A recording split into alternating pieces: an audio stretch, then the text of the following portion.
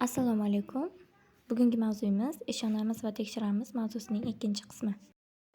Darsimiz 3 maqsadga asoslangan bo'lib, birinchisi ta'limiy maqsad, ya'ni o'quvchilarni begona odamlardan o'zini himoya qilishning asosiy qoidalari hamda usullari bilan tanishtirish, ularga xavfli vaziyatlarni aniqlash, to'g'ri reaksiya ko'rsatish hamda yordam so'rash ko'nikmalarini o'rgatish.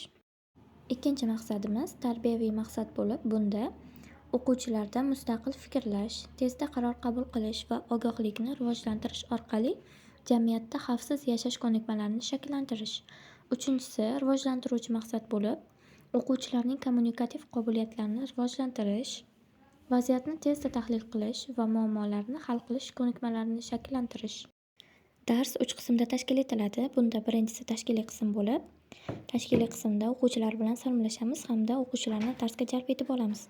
Ikkinchi qism asosiy qism bo'lib, bunda yangi mavzuni bayon qilinadi, o'quvchilarga tushuntiriladi hamda mavzuning mazmuni ochib beriladi. Uchinchi qism yakuniy qism bo'lib, bunda o'quvchilarni baholanadi, mavzuni umumlashtiriladi hamda yangi mavzuni mustahkamlash uchun o'quvchilarga uyga vazifa beriladi. Mavzuyimiz ehtiyotkor bo'l, o'zingni himoya qil shiori ostida o'tkaziladi.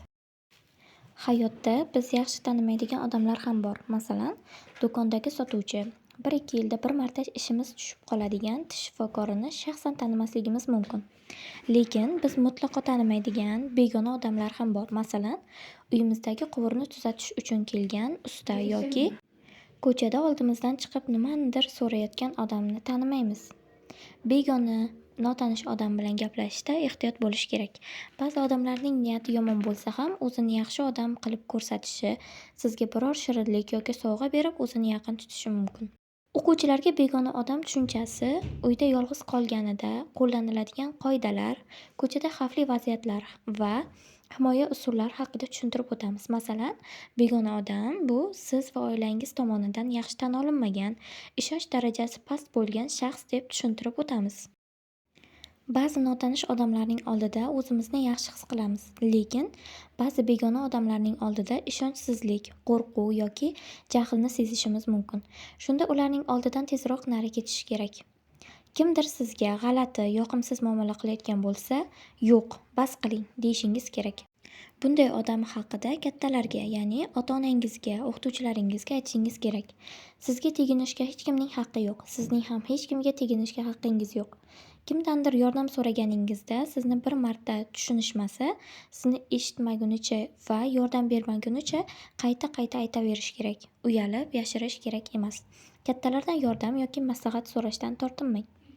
Bu topshiriq bolalarda shaxsiy chegaralarni himoya qilish, o'z qarorlarini mustaqil qabul qilish va noqulay takliflarga qarshi turish qobiliyatlarini rivojlantiradi. Bu bolalarda iroda va jasorat hissini shakllantiradi hamda ularni psixologik jihatdan mustahkamlaydi. Shuningdek, bu mashq orqali bolalar o'z huquqlarini bilish va ularni himoya qilish zarurligini tushunadilar. Bu esa ularni mustaqil va mas'uliyatli shaxs sifatida shakllantiradi. Quyida o'quv materialida keltirilgan qoidalar mavjud. Bu qoidalarni eslab qolamiz. Agar uyda bir o'zingiz bo'lsangiz u eshik taqillasa, eshikni faqat oila a'zolaringizga yoki yaqinlaringizga oching.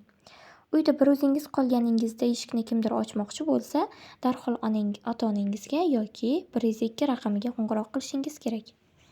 Agarda notanish odam yoningizga kelib, uni ota-onangiz yuborganini aytsa, unga ishonmang yoki ota-onangizga telefon qilib ayting. Mabodo shubhali odam ko'chada sizni to'xtatib, har xil savollar bersa, unga to'xtamang. Agarda yangi tanishingiz uyga chaqirsa, avval ota-onangizdan ruxsat olib, keyin borishingiz mumkin. Kimdir telefon yoki internet orqali sizdan nimadir talab qilsa yoki sizni qo'rqitsa, unga aslo javob bermang. Shu zahotiyoq ota-onangizga yoki ustozingizga ayting. Bu topshiriq orqali o'quvchilar jamiyatdagi himoya tizimlari mavjudligini tushunishadi va favqulodda, ya'ni kutilmagan vaziyatlarda qayerga murojaat qilish kerakligini o'rganishadi. Bu bolalarda mas'uliyat hissini shakllantiradi. Ular nafaqat o'zlarining, balki atrofdagilarning xavfsizligi uchun ham javobgar shaxs ekanliklarini tushunishadi. Shuningdek, bu mashq bolalarda tartib va intizomni saqlash muhimligini anglashga yordam beradi. Yangi mavzuni mustahkamlash maqsadida o'quvchilarga uyga vazifa beramiz. Uyga vazifa muhim raqamlar ro'yxatini tuzamiz, xavfsizlik qoidalarini takrorlaymiz hamda eng muhim qoidalarni yod olamiz. Darsimiz ham o'z yakuniga yetdi. E'tiboringiz uchun rahmat.